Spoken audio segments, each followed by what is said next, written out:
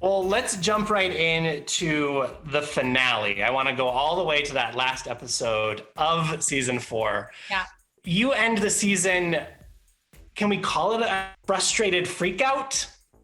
I wouldn't say a freak out. I mean, a lot led up to that moment that, was not shown.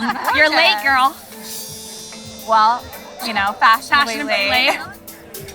All of us girls wanted to talk to you and just kind of clear the air with everything. Okay, well, we're not in a bad way. I'm so good. We just don't want any more. I'm so good. I don't need you guys. Okay, forget it. Let's go. Let's go. Honey, come here. I don't need that. And there was a lot that happened hours before, and we all were there hours and hours and hours before Christine showed up, and I was going to take that time to have a really nice conversation with her and just kind of clear the air with a lot of things that have obviously been spewing and, she said. And so I just wanted to clear the air in a nice, calm way with her. And what people don't see is Tarek and I were heading out to St. Bart's that night on a red eye. And I had been waiting around for Christine for hours. She knew I was waiting around to talk to her. She decided to show up hours later than all of us other girls were there. And I actually left and decided to come back because I knew she was gonna show up in about 10 minutes, but I was already an hour past when I was supposed to leave. And they're like, she's coming in 10 minutes. And I said, okay, you know what? I just wanna talk to her before I leave on this vacation. And, she showed up and she kind of brushed me off. Like I said, I was already stressing at the time. She disregarded the fact that we were all waiting for her. I was waiting for her specifically. She shows up. I wanted to have a nice conversation with her. She completely brushed me off and she's like, I'm good. I'm good. I'm so good. We just don't want any more. I'm so good. And I'm like, you know what? If you're good, I'm good too. She wanted to mend a friendship with me in the relationship. She showed me she didn't care. So I'm good. I'm going on my vacation with my future husband at the time. And, so a lot had led up to that frustration. It wasn't like I just had to freak out and left. That makes sense. That fills in a big question I had of why did it go from 0 to 60 so fast? It's because you were playing a waiting game all day. Everything was calm, everything was chill. I was like, okay, she's, gonna be on her way. I'm gonna have a nice talk with her. And then it all just happened very fast all at once. You and Tarek are kind of flying out of there, and Emma yells from the table, "Love you!" Love you, yeah. Because the girls knew my frustration, right? Love you! If you guys want to talk to me, you can talk to me. That's fine. I'll talk to her privately. Yeah. She doesn't want that. Okay. You want to talk to me privately? Nothing to say to her. It's fine. Okay, let's go. Okay. I love you. She shows up 3 hours late. She's useless. Heather, do you want to talk to me privately? You saw after I left, a lot of the drama kept going. And as the girl said, Heather just wanted to have a nice, sweet conversation with you just to kind of clear the air about a lot of frustrations that had been happening. And I didn't get that chance.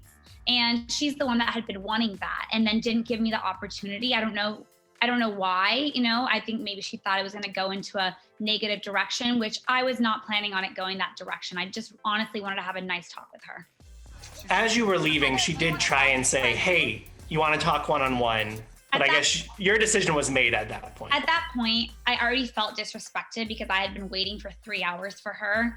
And then when she brushed me off, I was like, you know what? I don't need to wait around and be late and miss my flight on my trip with my husband. So at that point, I was just done. She had disrespected me already. This season, you go as far as to say you hate her. You tear up over it. You say she's making your life unnecessarily stressful. A lot of your issues, though, played out off camera, it seems like. So can you kind of fill in those blanks for me of it's a lot of death by 1,000 paper cuts is what I'm picking up on. It wasn't one thing she did to you, it was a bunch of little things. Well, obviously, yeah, you only see so much of our lives on camera, right? We all have lives outside of camera and outside of filming, and it had been a lot of things building up, and her and I had not had a close relationship for probably over a year. And, there was just a lot of things that she had said and done to not only me and my husband and talking and just things to my close friends that I just, at some point, you can't keep supporting someone and making excuses for them. And in that specific moment, she had brought some things up on camera to the other girls and, had called some of the girls off camera and said, I'm going to drag Heather into this and I hope you have my back. So there was a lot of things that I didn't say on camera and you guys are not informed about, but she basically dragged me into her drama just to bring me into her and Emma's drama that is so irrelevant in my life. So at that point, I'm like, why are you doing this? Why are you bringing stuff up that is so far in the past just to cause issues with me? Let's get into that. There is this entire mutual ex situation between Christine and Emma, and then you get brought into it. We are working off of at least 2 different timelines, at least 2 different sets of facts. Who is telling the truth here? You're gonna have to ask Emma and Christine about those facts. I really knew nothing about Christine. It's really irrelevant in my life. I'm happily married. I don't care to talk about that person. He wasn't an ex. It was a very brief moment in my life that means nothing. So Christine's trying to make a bigger deal about everything. And so, whatever she thinks her timeline is, okay, but she makes up a lot of things. So I would fact check that with Emma. I would assume you believe Emma over Christine. I don't believe a lot of things Christine says. So, like I said, I don't know the timeline. I don't know the situation 100%, but I do know that Emma tells the truth. What do you need from Christine to move forward?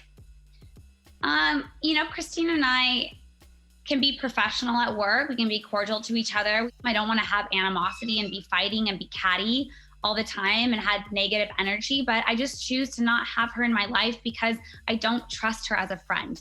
And loyalty to me is a huge thing. And, friends are very sacred to me and I don't use that word lightly. So right now, we're not friends. I don't know if we can get back to that place. Time will only tell. And I have to see her actions being very consistent. Give me a tease for season 5. Is there forward movement, backwards movement, no movement? I'd say there is definitely some forward movement. Okay, that's positive. I'm a very open person. I'm not, I've gone through different emotions with that situation with Christine, and you see that kind of come out. I gave her a lot of chances. A lot happened off camera, but I'm not a mean person. I'm a nice person. I have a big heart. So we'll have to see if I can trust her and believe the things she says moving forward. Because right now, I don't. She sends me text messages and then I have proof to say that those are lying, and the other girls, they tell me the truth and I hear from the 8 other girls, are they all lying to me? And then this one person is the root of everything. Is she the one telling the truth that everybody else is lying? I don't think so. What do you make of her calling the rest of you at the O group mean girls who froze her out of the group? It's not true. There's one common denominator. I think you've seen enough of me to know I'm not a mean girl. I'm a very loving, kind person, and I'm a girl's girl. I'm very supportive of all the women at the O group. We're all hardworking. We're all driven. We're all kind and sweet. And like I said, there's one person that no one gets along with. So is it all of us or is it that one person? I don't need to be treated like I'm a student. She's done. Camera's on us. She treats everybody like it's called karma, Like I said, there's a lot more Tarek in this season, including that finale. As you guys are leaving the party, you're reminding him, hey, you're mic'd. There's a camera on you. Because this is a different kind of reality show than he is used to filming. What were you afraid of him saying, or what were you trying to protect him from by reminding him of that? Well, at that time when we left, obviously I was very upset, and he's my husband, he's comforting me. And in that moment when I was heated and upset, we did not actually know the cameras were on us. And then I turned around and I saw that they were filming us. So just as a reminder to protect my husband, I said, the cameras are on us, the cameras are on us. He is a very, strong-minded person. And if he sees that his wife is upset about something, he's going to support me 100% no matter what, as I would do for him. But it is a very different show. I don't want him involved in the toxicity of the show that can happen and the drama. He doesn't need to be a part of that. It's girls' drama and it's just, he needs to stay away from that. So where do we pick up on things in season 5? Does the action, I know you aren't in the editing room piecing it together, but you know what you lived. Will the action pick up right where we left off? Is there a time jump? Like from the action, you kind of see things continue. And you see a lot more changes happen with the group. So I think you see some people kind of working on things, new friendships formed, more drama, but I think things are a little bit on the mend. And romance in the office. Romance, yeah. We get Jason and Chriselle. Yeah, very excited. It's insane to me. I don't know what to say. I knew before they told me. So weird though, but like exciting, but like so right. I'm not getting into that. You know, we're not criminals. We're not doing anything wrong. The whole teaser we get at the end of season 4 for season 5 is about them and the shock that this was to the office. How has them becoming a couple changed the dynamics at the office, if at all? I don't think much. I mean, obviously none of us knew for a very long time. And then when it did come out, you know, they're very professional at the office. They might like peck here and there, but they're very professional and they're very cute together. And it's still like, I mean, not anymore, but at first I'd see them kiss and I'm like, you know, and I love love. So for me, like if he's happy and she's happy and they're in love, like it just makes me excited. I love to see people happy in their relationships. I'm very interested to see how that all plays out on the show, because we get little teases in season 4 of like lingering eye moments and I saw that. like moments of jealousy. So I think it's going to be fun to see. I think so too.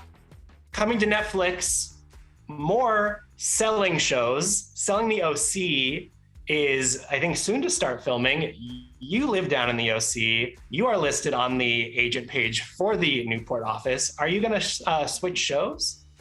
I am not going to switch shows. I'm going to stay with my original, Selling Sunset. That's my family up there. I've been there at the office for, over 6 years now. And I do real estate down here as well, but that's still my real estate home up there. So maybe I'll pop in here and there, but we'll see. That's up to Jason and the network and the producers.